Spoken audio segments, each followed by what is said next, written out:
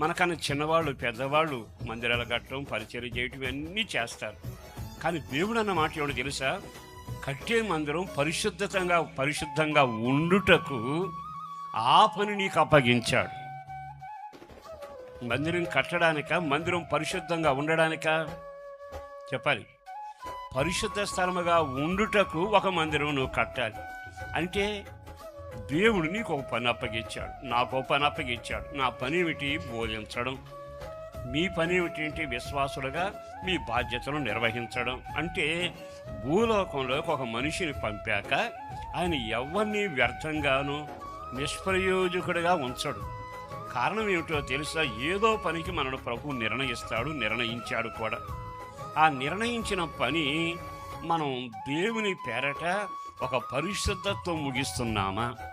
బాగా ఆలోచించండి. మనకుండే పెద్ద నైజం ఏమిటంటే పని ప్రారంభిస్తాం కానీ మధ్యలోనే ఆపేస్తాం. అందుకే దేవుడు అంటున్నాడు, నువ్వు చేసే పని ఒక యజమాను, ఒక ఫ్యాక్టరీ నాయకుడు, ఒక రాజకీయ నాయకుడు నీకు ఈ పని ఇవ్వాల. ఇది పరిశుద్ధ మందిరంగా ఉండుటకు ఆ పరిశుద్ధత కొరకు మందిరం కట్టాలి. అంటే దేవుడు మన వ్యక్తిగత జీవితంలో ప్రార్థించే పని అప్పగించాడు అనుకోండి, అది పరిశుద్ధత వలన ప్రార్థనా జీవితం ఎదగాలి. దేవుడు మనకొక సంఘ పరిచారకుడిగాను, పిల్లలను పెంచే కార్యక్రమంలోనూ, సండే స్కూల్ జరిపించే పిల్లల కార్యక్రమం కానీ, మన కుటుంబాన్ని ఈదుకుంటూ కృపలో పెంచుకోవడం కానీ, నోవాహులాగా కుటుంబం కొరకు బలిపీఠం కట్టడం కానీ, అబ్రహాములాగా దేవుని సన్నిధిలో బలిపీఠం కట్టి దేవునికి ధూపం వేయటం కానీ, ఏ పనైనా ఒక పని నీకు నాకు అప్పగించాడు.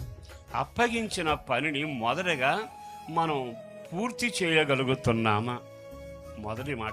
రెండవది, ఆ పని ఏ పని అయినా, చిన్నదైనా పెద్దదైనా, ఆ పనిలో పరిశుద్ధత ఉండాలి. నేను చెబుతారా? ఏముండాలి? నాయకుడిగా నేను నియమించాడా? నీ నాయకత్వంలో పరిశుద్ధత ఉండాలి.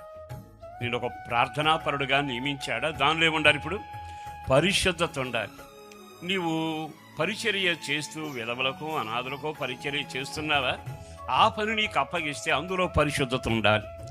నీవు వేదపారాయణం చేస్తూ ప్రజలు వాక్యం చదివి వినిపిస్తున్నావా? అందులో పరిశుద్ధత కనబడాలి.